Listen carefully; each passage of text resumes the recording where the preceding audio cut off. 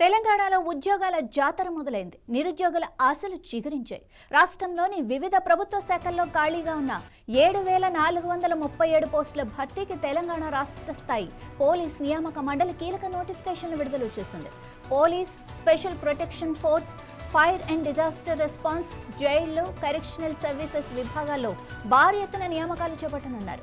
ఈ మేరకు TSLPRB chairman వివి శ్రీనివాసరావు అధికారిక ప్రకటన విడుదల చేశారు.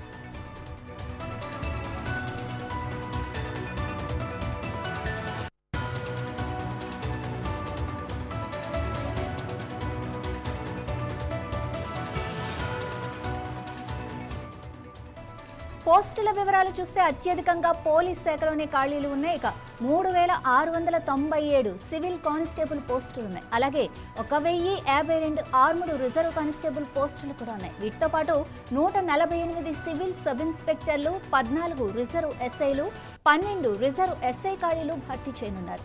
ఇక 3 రిజర్వ్ ఎస్ఐ, 23 అసిస్టెంట్ ఎస్ఐ పోస్టులు కూడా ఈ జాబితాలో ఉన్నాయి. SARCPLలో 24 police constable, 20 police constable driver, 7 police constable mechanic పోస్టులకు నోటిఫికేషన్ విడుదలైంది.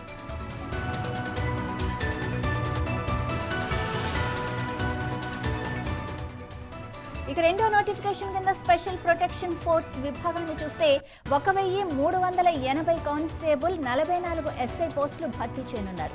ఇక ఫైర్, డిజాస్టర్ రెస్పాన్స్, ఎమర్జెన్సీ మరియు సివిల్ డిఫెన్స్ విభాగంలో 751 ఫైర్ ఫైటర్లు, 39 స్టేషన్ ఫైర్ ఆఫీసర్ పోస్టులకు నోటిఫికేషన్ వచ్చింది.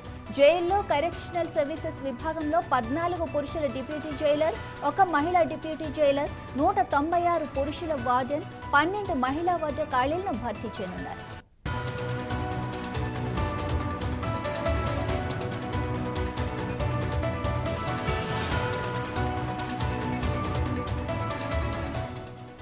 దరఖాస్తుల స్వీకరణ తేదీలను త్వరలోనే ప్రకటిస్తామని TSLPRB చైర్మన్ శ్రీనివాసరావు తెలిపారు.